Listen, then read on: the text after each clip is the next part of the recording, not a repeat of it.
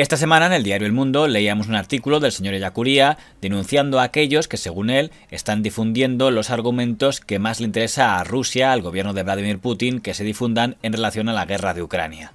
Esta narrativa, reforzada por el viejo antiamericanismo y el nuevo antiglobalismo, lugar de encuentro de Podemos, el independentismo catrán y Vox, ha servido para justificar la masacre del pueblo ucraniano. Es en ese frente donde se encuentran percutiendo Pablo Iglesias, nuevo telepredicador de Rouras, y otros responsables de contaminar el debate público con la propaganda del Kremlin: Garzón, Alay, Buxadé, Belarra, el coronel Baños, Pisarello, miembros de la falange putineja a los que deberíamos llamar por lo que decidieron ser: colaboracionistas del tirano. ¿Y cuáles serían las consignas que a Rusia le interesa que se difundan? Si usáramos como referencia la línea editorial de RT, el medio que hasta ahora que lo están bloqueando nos servía para saber lo que pensaba el Kremlin, pues desde el año 2014, básicamente en relación a Ucrania, han defendido 4 ideas. Idea número 1, que Rusia nunca quiere la guerra, nunca ha querido invadir y nunca ha querido intervenir, sino que se ha visto obligada contra la espada y la pared para tener que intervenir militarmente. ¿Por qué se ha optado por esta vía?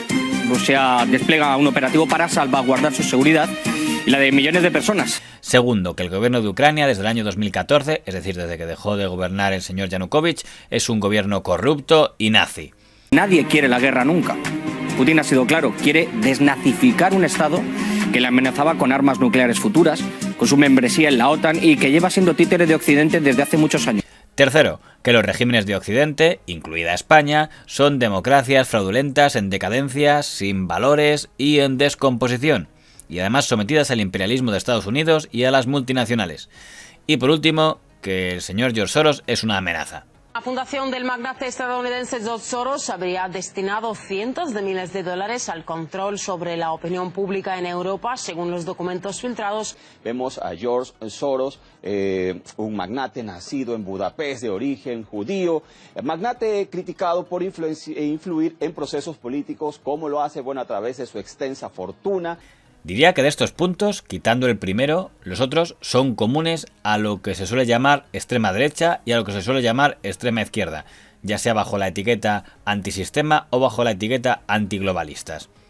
Pero de los nombres que cita el señor Ellacuría, quizá el más interesante es el del coronel don Pedro Baños, básicamente porque en los últimos meses se ha convertido en una auténtica estrella mediática de los dos grandes grupos audiovisuales de este país, Atresmedia y Mediaset, que lo han estado llamando reiteradamente como experto en geopolítica. Ahora mismo Ucrania, seamos honestos, Ucrania podríamos decir que es un país fallido. Económicamente es un desastre total.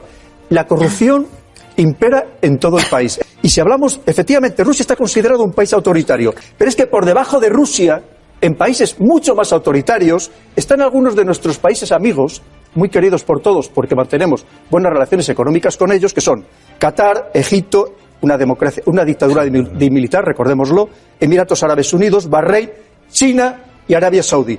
Y la verdad es que escuchándole, parecía difícil no considerar que tenía mucho interés en poner a la opinión pública a favor de Rusia. Pero probablemente a quien menos le interese hacer una intervención, aunque sea menor, en Ucrania, desde el punto de vista militar, sea Rusia. Una negociación diplomática le daría la victoria a Rusia. Y es probablemente lo que no le interesa a Estados Unidos, porque Estados Unidos quedaría en evidencia. Eso sí, una de las ideas que más defendía es que Rusia en realidad no tenía ninguna intención de invadir Ucrania y que todo era poco menos que propaganda de Estados Unidos. Parte de esta estrategia es atemorizar a las poblaciones, creando un enemigo cruel y despiadado que en cualquier momento nos puede invadir. Pero está muy lejos de la realidad, entre otras cosas, porque tenemos que decirlo claramente. Rusia ni tiene la voluntad, ni tiene los medios, ni la capacidad económica para invadir ningún país.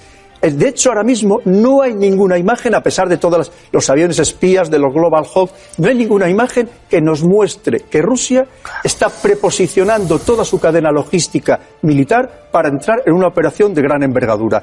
No estamos viendo hospitales de campaña, no estamos viendo preposicionamiento de depósitos de armamento, de combustible, eso no existe.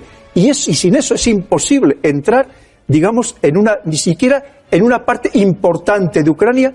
Por supuesto, llegará enero, después febrero, marzo, pasará el 2022 y seguro que en los grandes medios de cuando en cuando seguirán leyendo que la invasión rusa a Ucrania es inminente y que si aún no se ha producido es solo gracias a las continuas denuncias de que es inminente. Siempre inminente. El cartel de hoy no se fía, pero mañana sí, en su vertiente militar y geopolítica. Pero quienes seguimos de cerca este conflicto sabemos que quienes insisten una y otra vez en advertir de una inminencia que nunca llega. Cuando el 20 de febrero no se produce la invasión, que acabará produciéndose 3 días después, el coronel Baños tuitea irónicamente: domingo 20, ultimátum a Ucrania. Putin, como es tan cruel y desalmado, igual hasta no invade hoy Ucrania para dejar en evidencia a Estados Unidos, OTAN, Reino Unido y demás atlatres y palmeros. Si no ataca hoy, es muy posible que Biden nos dé la siguiente posible fecha, el 29 de febrero.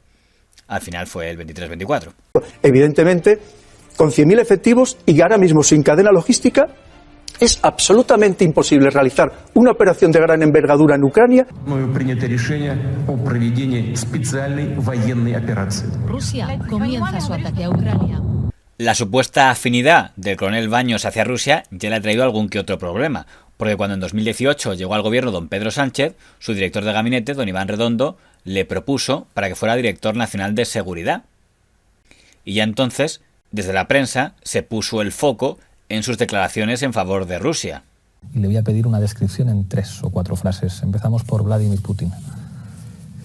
Pues un hombre muy astuto, muy querido por su pueblo, un verdadero líder y que desde luego, aunque no lo veamos así en Europa, porque estamos adoctrinados en ese sentido, se está convirtiendo en un verdadero líder mundial para muchos ciudadanos del planeta. Y finalmente su nombramiento fue anulado. El coronel Baños dijo entonces que había sido anulado por una maniobra de Soros. ¿Quién tenía tanto interés en desacreditarle? ¿Quién tenía tanto interés en que usted no fuera director de seguridad? Hay intereses también por parte de algunos estados actualmente muy enfrentados con Rusia y de sus servicios de inteligencia. Y por otro lado, no nos olvidemos, también hay un enfrentamiento ideológico muy importante contra el señor Putin. Y estaríamos hablando de líderes de estos movimientos neoliberales o ultraliberales, como podríamos hablar el señor George Soros, que probablemente tiene una capacidad de influencia mucho mayor de la que nosotros mismos nos podemos imaginar. Pero tan en el punto de mira ha estado usted. Sí. Esta semana el coronel Baños, en Mediaset, hacía un alegato contra los medios de comunicación en España por considerar que todos ellos manipulaban por informar de manera contraria a Rusia.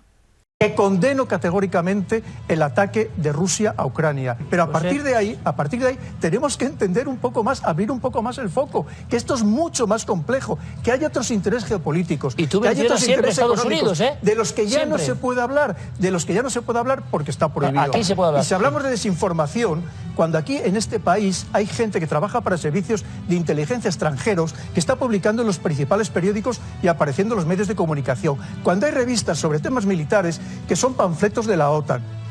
Y así podía seguir con tantas otras cosas. Y si alguien se empeña, puedo dar nombres y apellidos, que es que ya está bien. Cuando hablamos de desinformación, la primera desinformación la tenemos en nuestro país. Es más, si Hombre, ahora mismo tú lo has vivido de cerca, ¿no? si queremos acudir a información objetiva, Iker, no leamos los medios europeos, vayamos a medios de otros países, de India, de Pakistán, es decir, porque son los que están proporcionando ahora mismo la información más objetiva sobre lo que está pasando. Es que es muy triste lo que está pasando en Europa, que ahora mismo sí que hay una verdadera censura que vaya en contra de la línea oficial. Entiendo que el discurso de los medios mienten tiene cierta aceptación y además puede que en gran medida sea cierto, pero es un tanto contradictorio que ese discurso, quien lo lance, no sea alguien que esté vetado en los medios de comunicación, sino alguien que tiene altavoces en los 2 grandes grupos de comunicación de este país, como son A3 Media y Mediaset.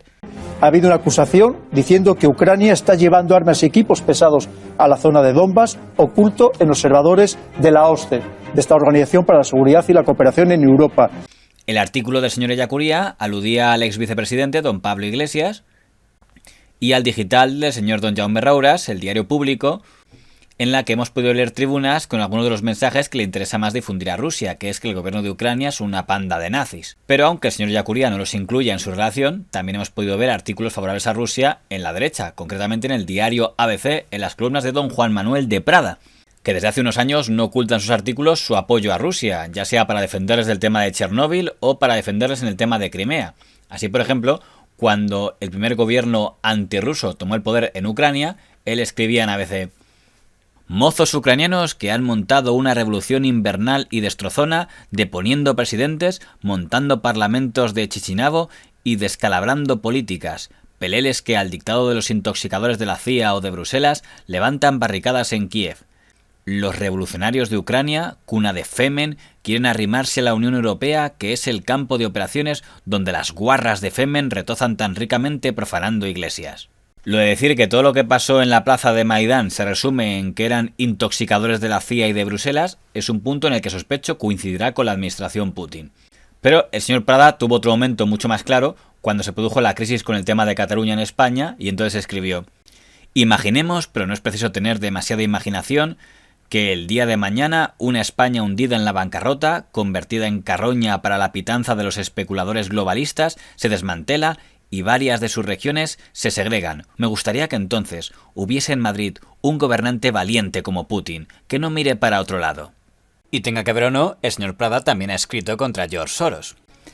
El hecho de que Google, YouTube, Twitter, Facebook se hayan puesto a borrar todas las conexiones, señales y vídeos de RT nos impedirá seguir el conflicto a través de los prismas del Kremlin. Y es una lástima porque en RT español estaban poniendo toda la carne en el asador para defender la legitimidad de la invasión de Ucrania por Rusia. Y de nuevo, entre los colaboradores de RT encontrábamos a gente de extremos antagónicos, pero que coincidían en el apoyo a Rusia. Gente como el señor Ejido, ex dirigente de Herri Batasuna, la formación política pro-etarra. Quienes esperaban que Rusia iba a permitir una agresión contra sus fronteras y su integridad nacional y que el gobierno de Rusia iba a permitir otro pogrom contra la población rusa fuera de las fronteras de la actual Rusia, se equivocaba. O a gente como el ultraderechista señor don Juan Antonio Aguilar, que fue fundador del grupo Ultra Bases Autónomas y fue en las listas de España 2000. ¿Qué es lo que realmente tenemos aquí detrás? Pues aquí detrás lo que hay es poner a Rusia como un estado agresor, como un peligro para toda Europa. ¿Eso para qué? Para legitimar la OTAN. Quien manda es la OTAN, el Estado Mayor de la OTAN, y el Estado Mayor de la OTAN siempre lo dirige un general norteamericano. Esta es la realidad, que no nos engañen mal. Y el señor Juncker sabe que... El militar español expulsado del ejército, don Luis Gonzalo, uno de los que ha publicado tribunas insistiendo en lo muy nazis que son los de Ucrania. O a gente como el señor Max Kaiser explicándonos por qué los Bitcoin van a provocar el apocalipsis del dólar. Durante los últimos años, el medio de comunicación español que más tiempo dedicó a denunciar la forma de informar que tenía RT era el diario El País, en la etapa en la que lo dirigía don Antonio Caño. Desató una campaña de descrédito contra usted, contra su trayectoria. Le acusaron directamente de ser espía de Putin. Leo un solo de los tuits, en este caso, del director de opinión del diario El País, Nacho Torreblanca. A mí lo que me preocupa fundamentalmente es la posición de Rusia, que por cierto es muy activa en Venezuela, porque Rusia sí, Putin lo que está tratando es de desestabilizar la Unión Europea. Y lo hemos visto con la intervención que tuvo en las redes sociales, tanto en el referéndum del Brexit en Inglaterra como en las elecciones autonómicas catalanas aquí. O sea que Rusia podría estar tratando de desestabilizar Europa y le podría servir el caldo de cultivo de España como la cuarta potencia para debilitarla de alguna manera. Con toda seguridad ha habido intervención rusa en algunos procesos electorales españoles. La encargada de replicar al diario El País era la señora Ina Finogénova, la subdirectora de RT. No es la primera vez que el periódico generalista de mayor difusión en España responsabiliza a Rusia por lo que ocurre en su propio país. El País publica un promedio de un artículo diario con el mismo mensaje. Rusia desestabiliza la democracia española a través de su medio propagandístico RT. Do you have evidence that the Russian government is seeking to interfere with the referendum in Catalonia? The only evidence I have as a journalist is that Russian state-affiliated TVs have been openly spreading propaganda that benefits those who want independence in Catalonia.